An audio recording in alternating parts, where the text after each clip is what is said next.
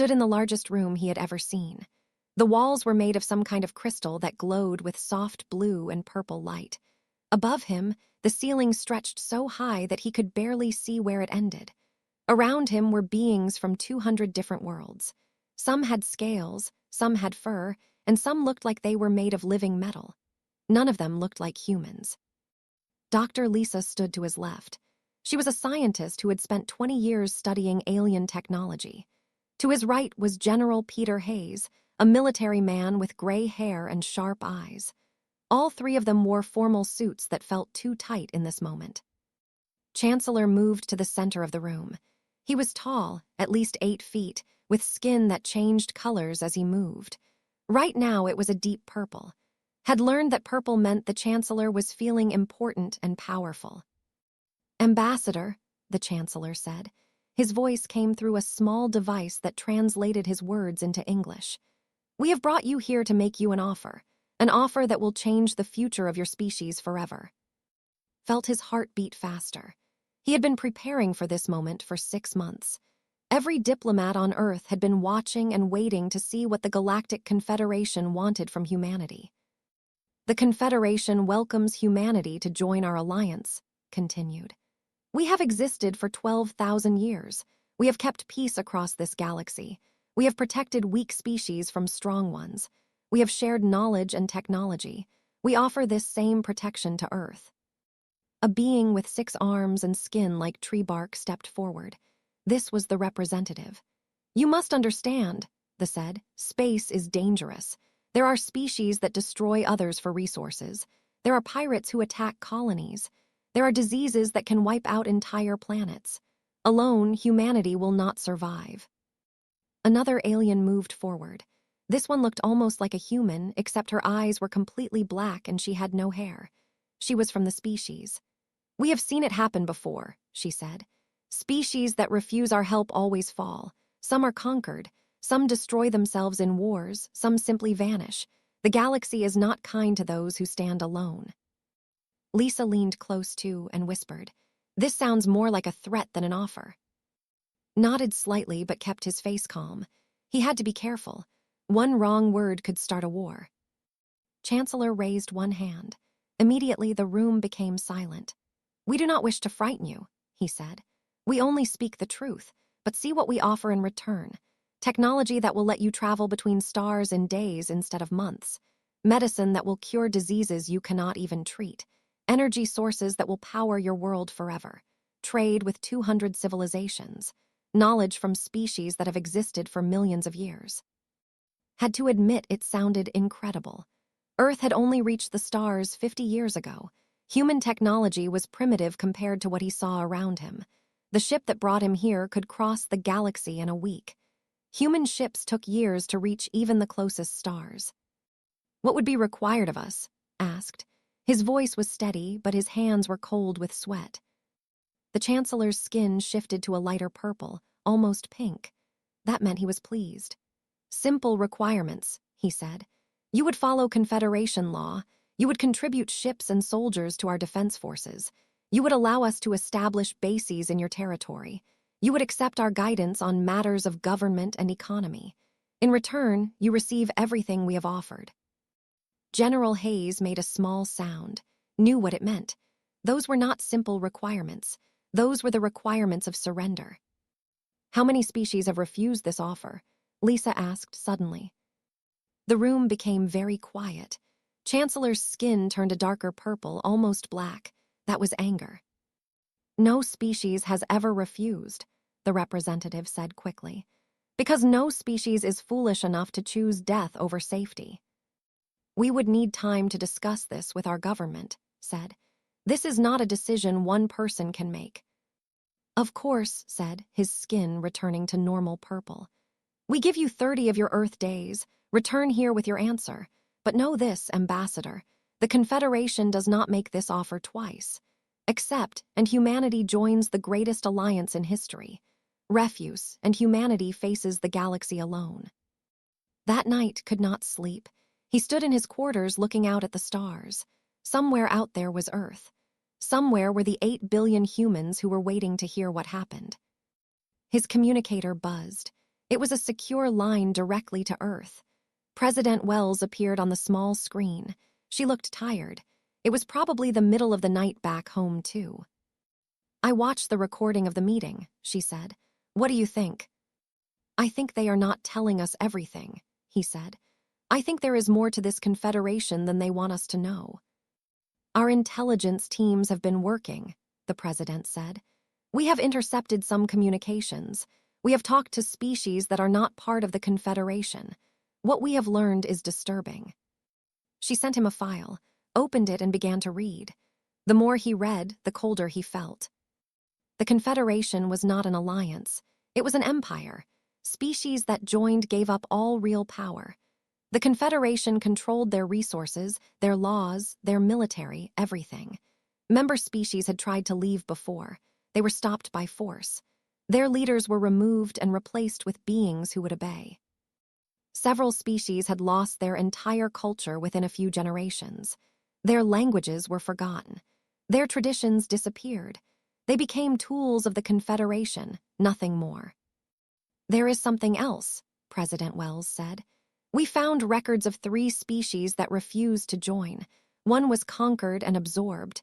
One was blockaded until they agreed to join. The third simply disappeared. No one knows what happened to them." "Felt sick. So we have no real choice," he said. "Join and lose ourselves slowly, or refuse and lose ourselves quickly."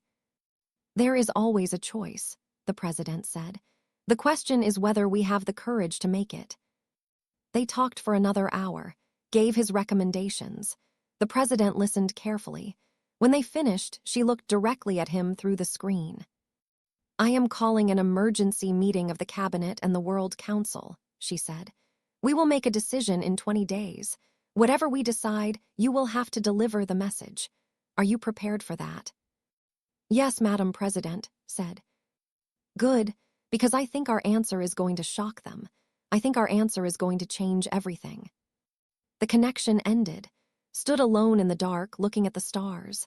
Somewhere out there, humanity's future was being decided. Would they bow to survive or stand and risk everything? He thought about his daughter back on Earth. She was only 5 years old. What kind of galaxy did he want her to grow up in? One where humanity obeyed masters who claimed to be protectors, or one where humanity stood free, even if it meant standing alone? Knew what his answer would be. He hoped Earth would agree. The next morning, he returned to the Grand Chamber. He had 19 days left to learn everything he could about the Confederation. He would smile and ask questions and pretend to be considering their offer seriously. 20 days passed like a nightmare. Spent every hour learning what he could about the Confederation. He talked to representatives from smaller species. He watched how they behaved around the larger, more powerful ones. He saw fear in their eyes when they thought no one was watching. Dr. Lisa used her time to study Confederation technology. She discovered something troubling. Most member species had stopped developing their own technology. They simply used what the Confederation gave them. Their scientists had become maintenance workers, not inventors. General Peter Hayes met with military officers from various species. Few would speak freely, but those who did told similar stories. The Confederation controlled all military forces. Individual species had no real armies of their own.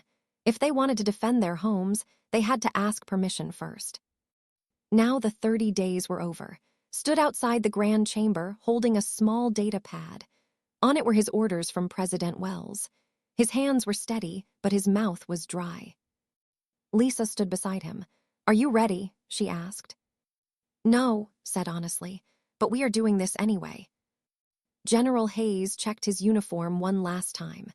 "Remember," he said quietly, "no matter what happens in there, we represent all of humanity. We stand tall." The doors opened. Walked into the Grand Chamber with Lisa and Peter behind him. 200 species watched them enter. The room was completely silent. Chancellor sat on a raised platform at the center. His skin was a bright, happy yellow. He clearly expected good news. "Ambassador," the Chancellor said, "welcome back. Have you brought us humanity's answer?" Walked to the speaking platform. Every eye in the room was on him. He could hear his own heartbeat in his ears.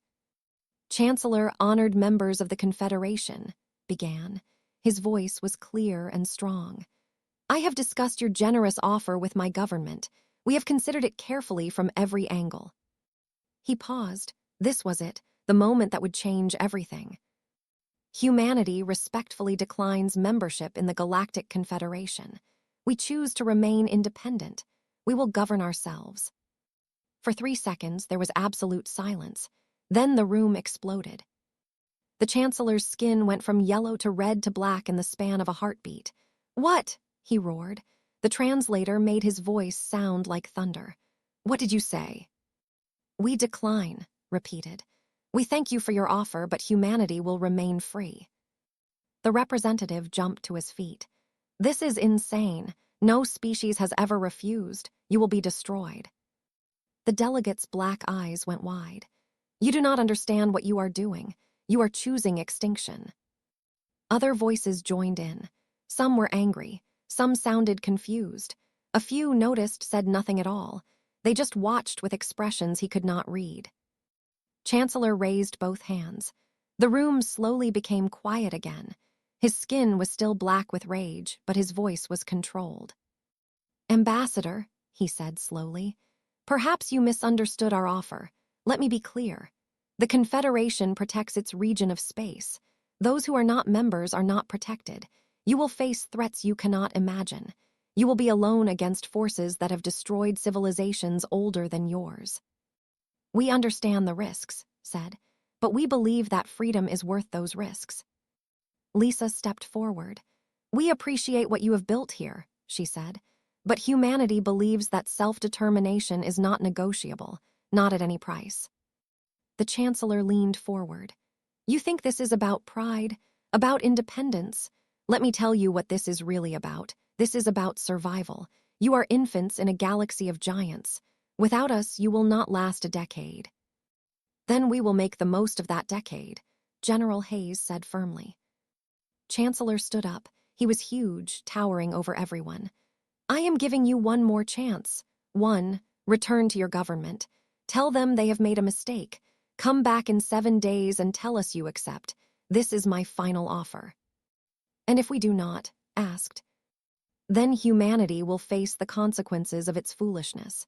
Economic isolation. No access to Confederation space or trade routes. No technology sharing. No protection from hostile forces. You will be cut off from the galaxy." "We accept those terms," said.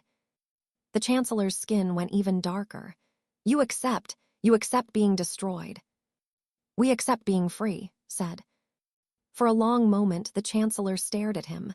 Then he made a gesture and guards appeared. "Take them to their ship," he ordered. "Get them out of my sight." As the guards escorted them from the chamber, heard voices rising again, arguments breaking out. Some species were angry at humanity's choice, but others sounded different, almost hopeful. On their ship, heading back to Earth, the 3 humans finally relaxed. "Well," Lisa said, "that could have gone worse." "Could it?" Peter asked. "We just made enemies of the most powerful alliance in the galaxy." "No," said. "We just told them we will not be slaves. There is a difference." He sent a message to Earth. Within hours, the news spread across the planet. Humanity had refused the Confederation. They had chosen independence. The reaction was mixed. Some people celebrated in the streets.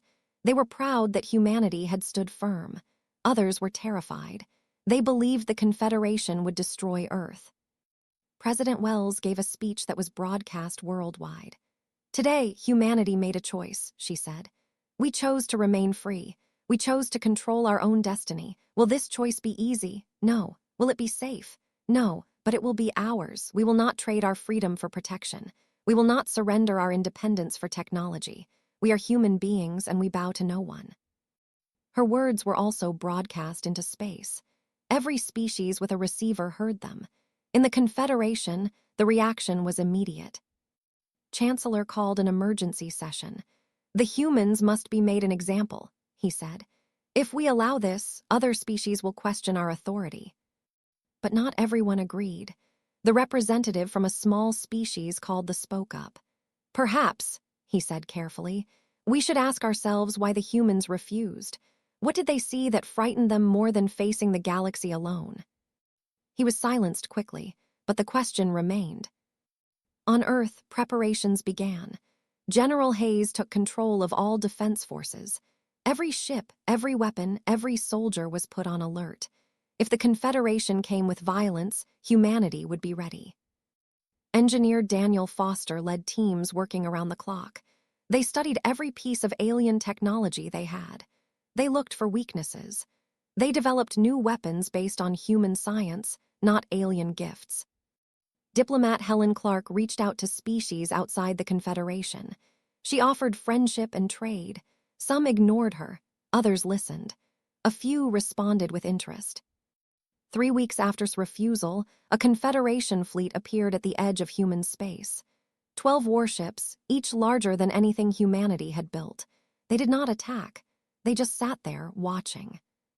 Captain Miller commanded the Earth Defense Ship Ranger.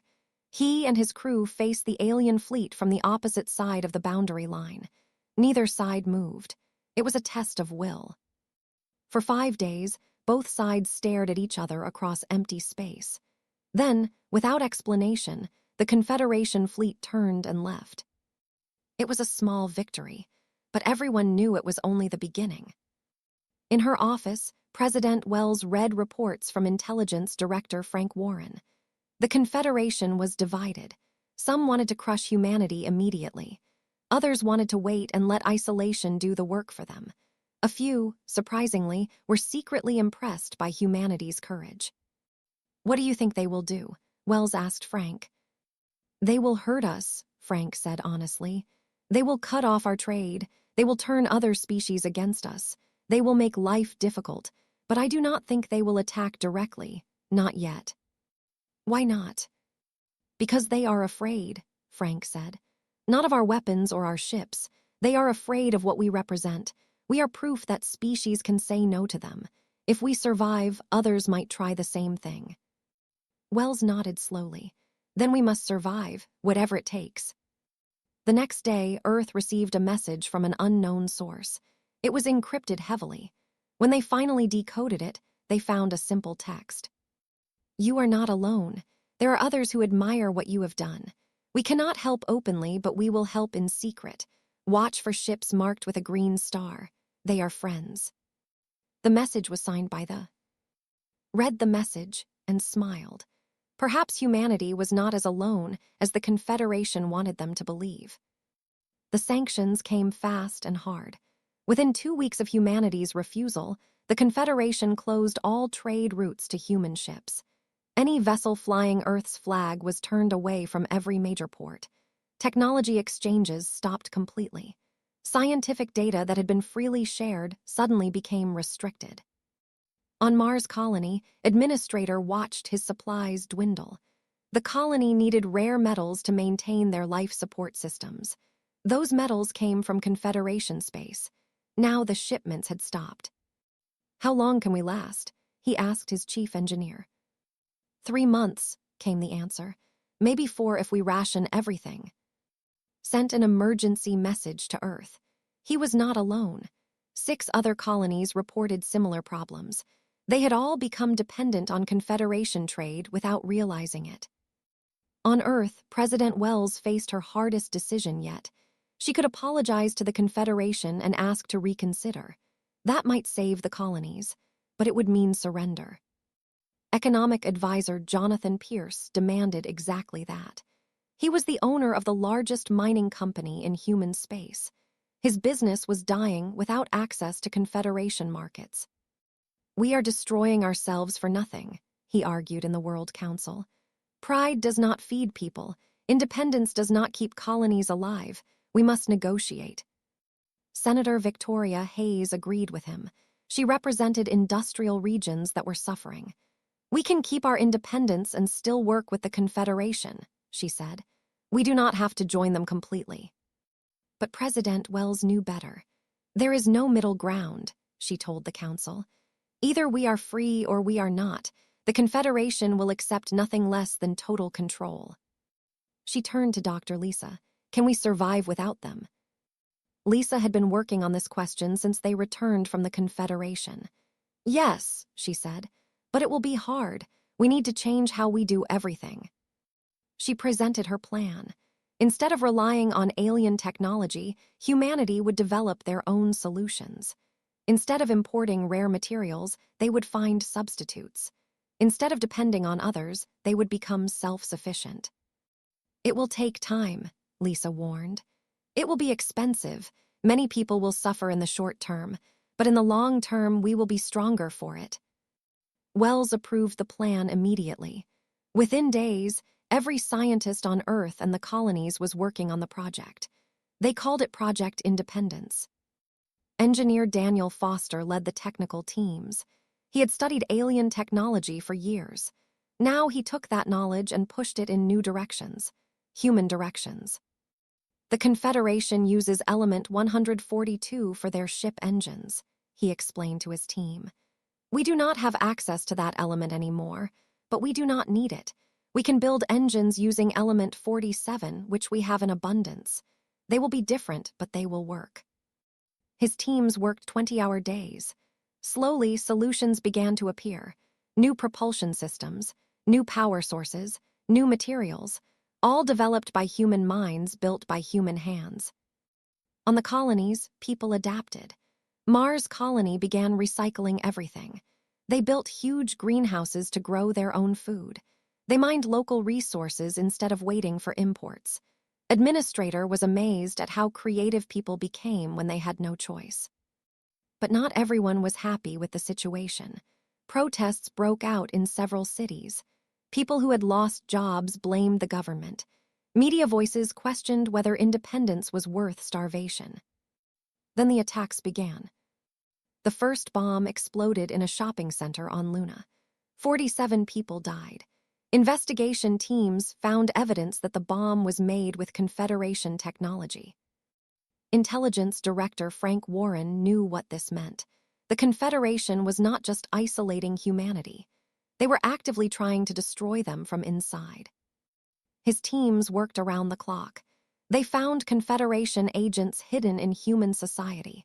Some had been there for years, pretending to be immigrants from friendly species. Others had been recruited from humans who supported joining the Confederation. Captain led the security forces that captured the spy network. Under questioning, one agent revealed the truth. "The Confederation cannot allow you to succeed," the agent said. "If humanity survives independence, other species will try the same thing. The whole alliance will fall apart. You must fail." More attacks followed. A bomb on a transport ship, sabotage at a power plant, assassination attempts on government officials. Each attack killed people and spread fear. But each attack also made humanity more determined. The dead became martyrs. The injured became symbols of resistance. Instead of breaking human will, the attacks strengthened it. President Wells gave a speech after the Mars bombing. "The Confederation wants us to be afraid," she said. "They want us to beg them for protection, but we will not. Every person who has died in these attacks died free. They died human. We honor them by refusing to surrender." Meanwhile, diplomat Helen Clark was making progress. They had been true to their word. Ships with green stars brought supplies to human colonies in secret.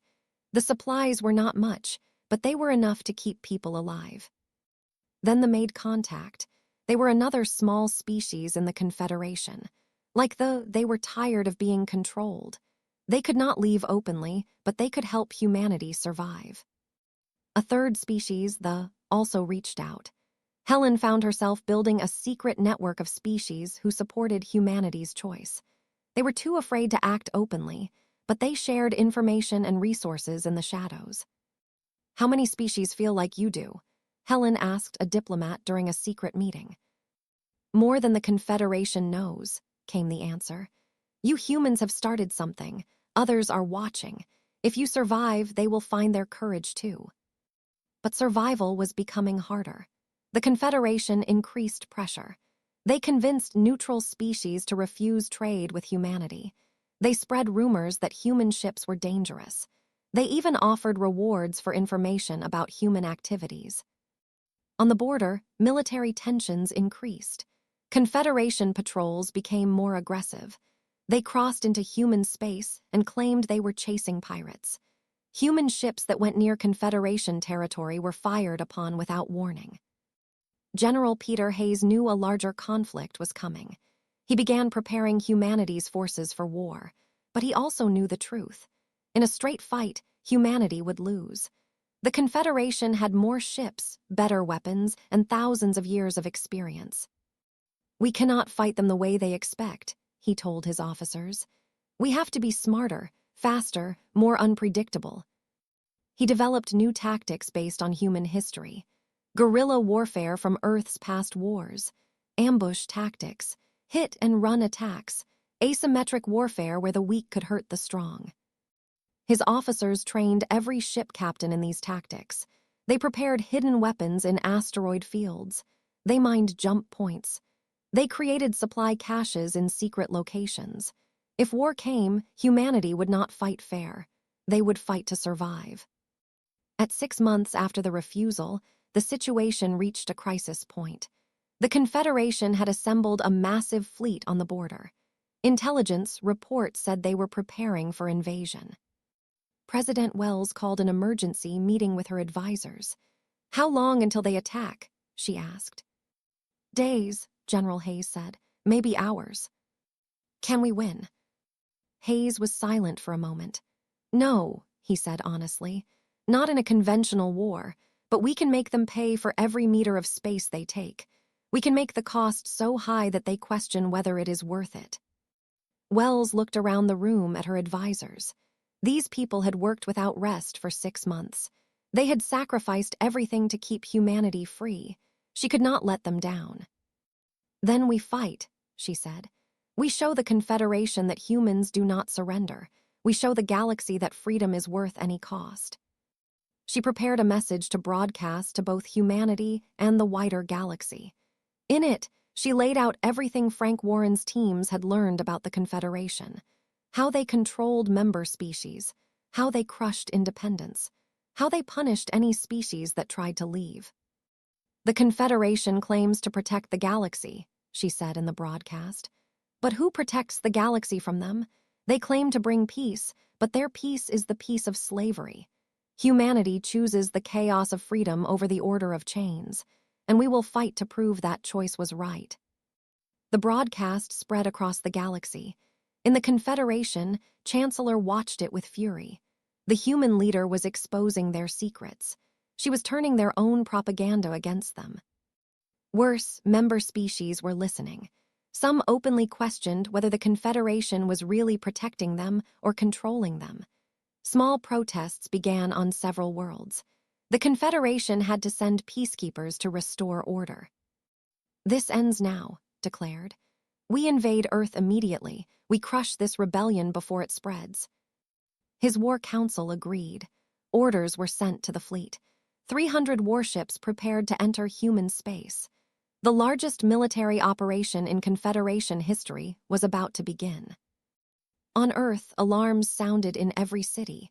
The population had been preparing for this moment. They knew it might come. Now it was here. The Confederation fleet entered human space like a storm. 300 warships, each one a weapon of incredible power. They moved in perfect formation, confident in their strength. They had crushed rebellions before. This would be no different. Commander Lawrence Price watched them come. His battle group consisted of 20 human ships, all positioned near Jupiter. They were the first line of defense. Everyone knew they could not stop the invasion, but they could slow it down. "All ships," Lawrence said into his communicator. "Execute Plan Delta, hit and fade, do not engage directly, make them chase us." The human ships opened fire and then immediately retreated. The Confederation fleet pursued, exactly as expected. They chased the humans deeper into the solar system, past Jupiter's moons, through the asteroid belt. They did not notice the mines until it was too late. Explosions rippled through the Confederation formation. 5 ships were destroyed immediately. 10 more were damaged. The perfect formation broke apart as ships tried to avoid the hidden weapons. Captain Miller watched from his position near Saturn. "First blood to humanity," he said quietly, but he knew it was only the beginning. The Confederation fleet regrouped and pushed forward. They were more careful now. They scanned for mines and traps. Their advance slowed, but it did not stop. At Titan Station, the real battle began. The station was humanity's largest military base outside Earth. It had to be defended. Captain Miller's forces prepared for the Confederation attack. The enemy fleet arrived with overwhelming numbers. 50 warships against 10 human defenders. The math was simple. Humanity would lose. But humans did not fight with math. Miller's ships had been positioned in the rings of Saturn. The ice and rock provided cover. When the Confederation ships came in range, the humans struck from above and below. They fired and moved, never staying in one place long enough to be targeted. The Confederation commanders were confused. This was not how space battles were supposed to work. Fleets met head-on. They traded fire until one side broke, but the humans refused to stay still. They attacked and vanished like ghosts. Lieutenant Chris Walker led a boarding team onto a Confederation cruiser. His Marines moved fast, fighting through the corridors. They reached the engine room and planted explosives. Then they escaped in stolen shuttles just before the ship exploded. The battle lasted 6 hours. When it was over, Titan Station was damaged but still standing. The Confederation had lost 8 ships. More importantly, they had lost their confidence. These primitive humans were proving harder to defeat than expected. Chancellor demanded answers. "How are they doing this?" he shouted at his military commanders. "They should have been crushed by now." "They do not fight according to standard tactics," one commander explained. "They use the environment. They attack weak points. They refuse direct engagement." "Then adapt," ordered.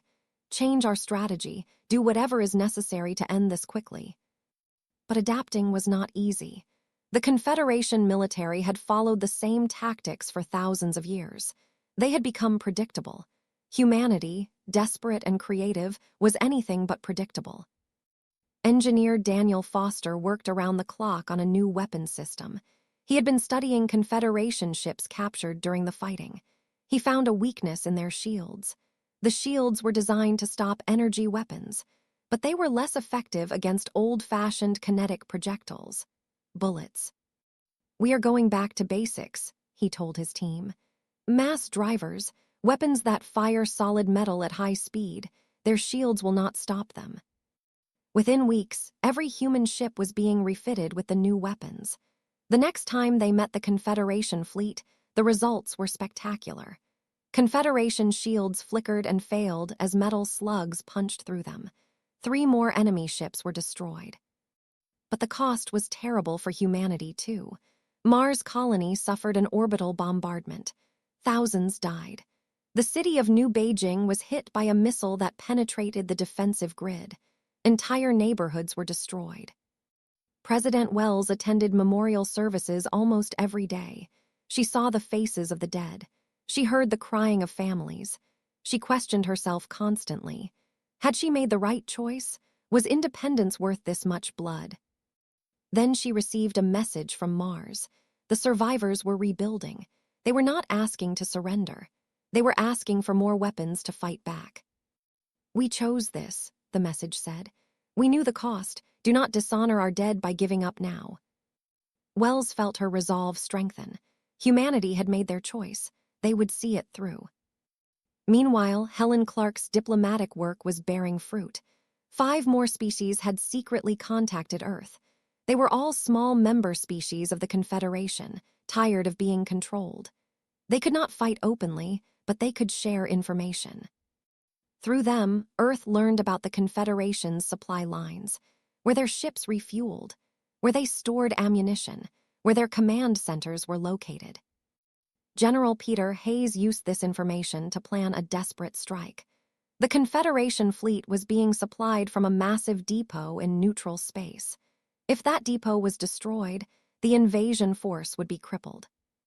"It is a suicide mission," he said honestly to the volunteers. "Most of you will not come back." Captain stepped forward. "Then we better make it count," she said. She led a force of 5 ships deep into enemy territory. They moved fast, using jump points the Confederation did not know were mapped. They arrived at the supply depot before anyone expected humans to be there. The depot was massive, bigger than Earth's moon. It held enough supplies to feed the invasion for a year. Guards protected it, but not many.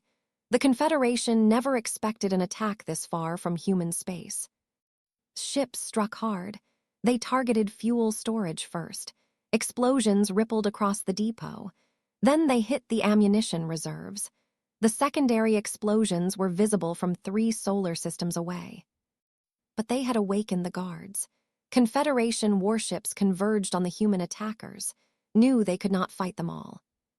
"All ships," she broadcast, "break and scatter. Get this information back to Earth. Tell them what we did." Her own ship, the Liberty, stayed behind to buy time for the others. They fought against impossible odds. They destroyed 2 more supply ships before their shields failed. As her ship died around her, activated one final weapon. A data burst containing proof of everything she had seen. Proof that the Confederation had deliberately targeted civilian colonies. Proof that they had executed human prisoners. Proof of war crimes. She sent that proof to every major species in the galaxy, to news services, to independent observers, to anyone who would listen.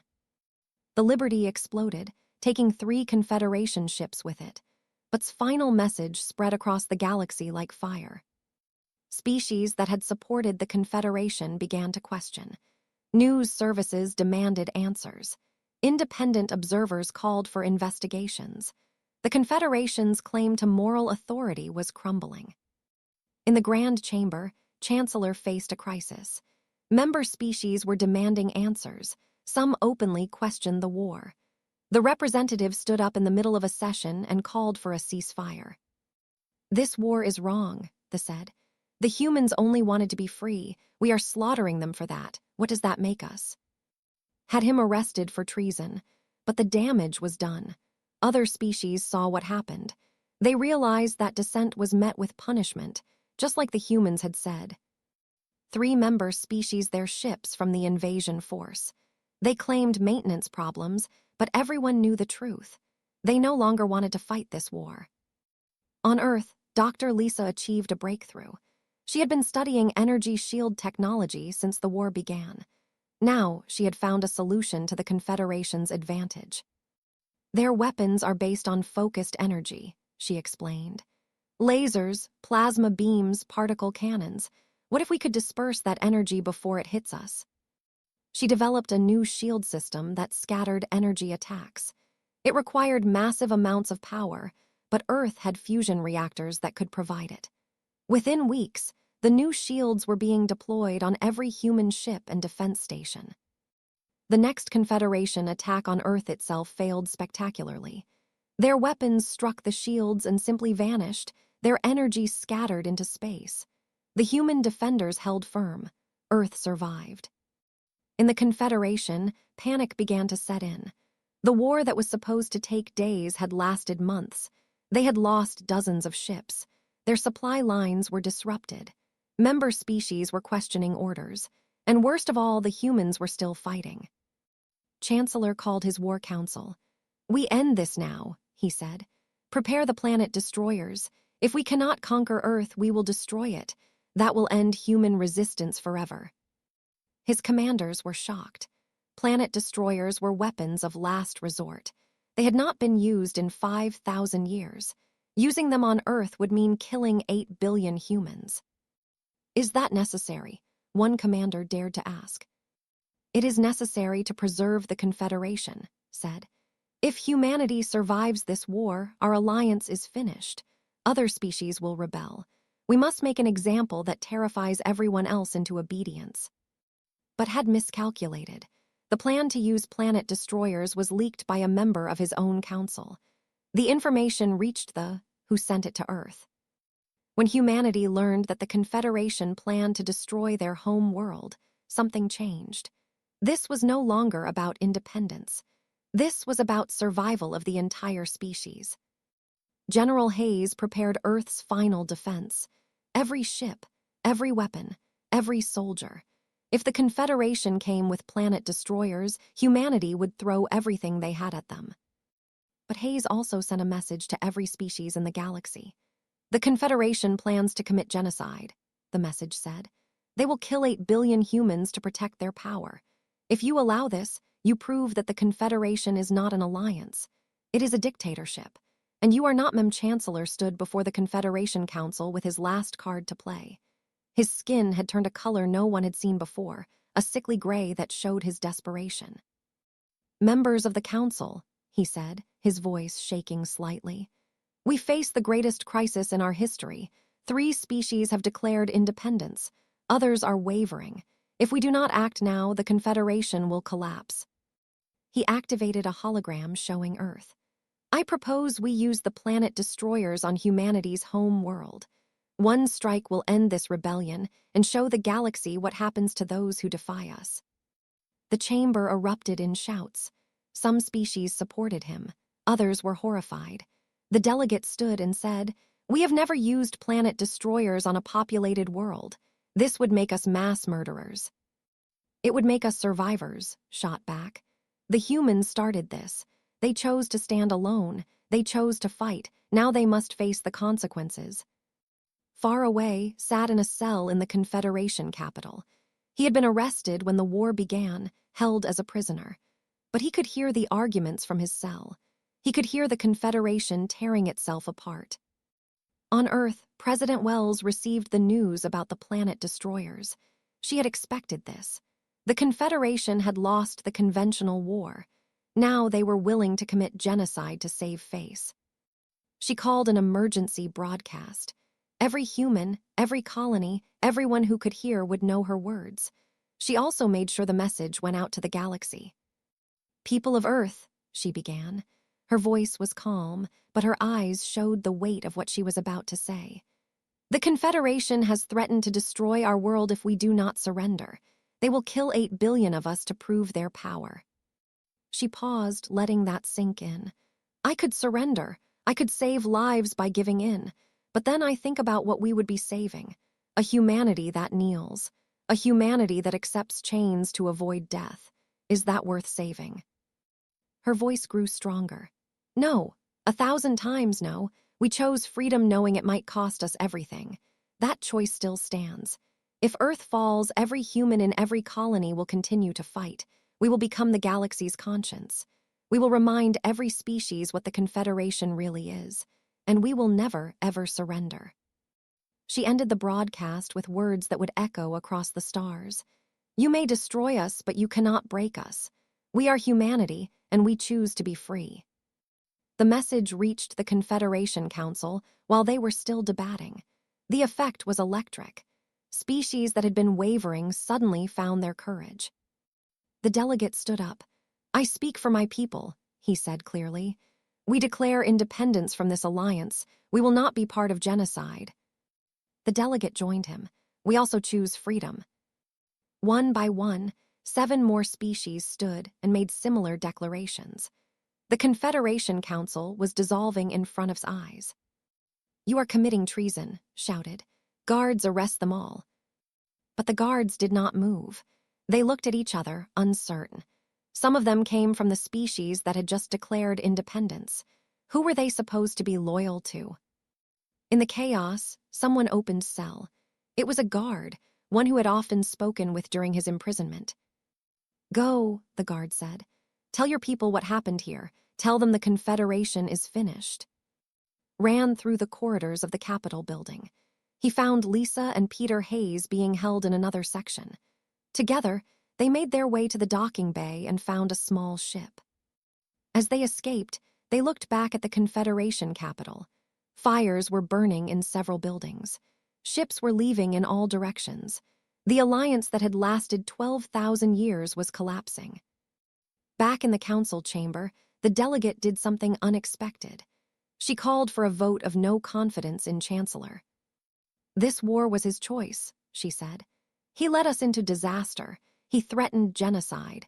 He has destroyed everything the Confederation was supposed to stand for. I call for his removal and the immediate end to hostilities with humanity." The vote was not even close, was removed from power. His replacement, a calmer being from the species, immediately called for a ceasefire with humanity. But the damage was done. The Confederation would never be the same. Too many species had seen the truth. Too many had found their courage. Earth received the ceasefire proposal with cautious relief. President Wells did not trust it at first, but when returned with video proof of what had happened in the council, she began to believe. Helen Clark led the negotiations. The Confederation had no choice but to accept humanity's terms, not just recognition of human independence, but reform of the entire alliance. Member species would have real autonomy. They could leave if they wanted. Cultural identity would be protected, not erased. The Confederation would become what it had always claimed to be, a voluntary alliance, not an empire. Sat across from the new chancellor and laid out humanity's demands. The leader accepted everyone. He knew the alternative was the complete destruction of the Confederation. "You have won," he said to, "not through superior weapons or numbers. You won because you were willing to die for what you believed. That is a power we had forgotten existed." Months passed. Earth and its colonies began to rebuild. The cost had been terrible. 30,000 humans dead, colonies damaged, ships destroyed, but they had survived. More importantly, they had remained free. General Peter Hayes oversaw the demobilization of military forces, but he kept Earth's defenses strong. Trust had to be earned, not given. Dr. Lisa led efforts to share human technology with other species, not to control them, but to help them become independent too. She worked with scientists from and together they made discoveries that none could have made alone. Engineer Martinez, who had worked alongside Daniel Foster before his death, continued developing new technologies. He made sure humanity would never again be dependent on others for survival. The galaxy changed rapidly. 12 species left the Confederation entirely. They formed their own alliances or remained independent. The Confederation itself reformed, becoming smaller but more genuine in its cooperation.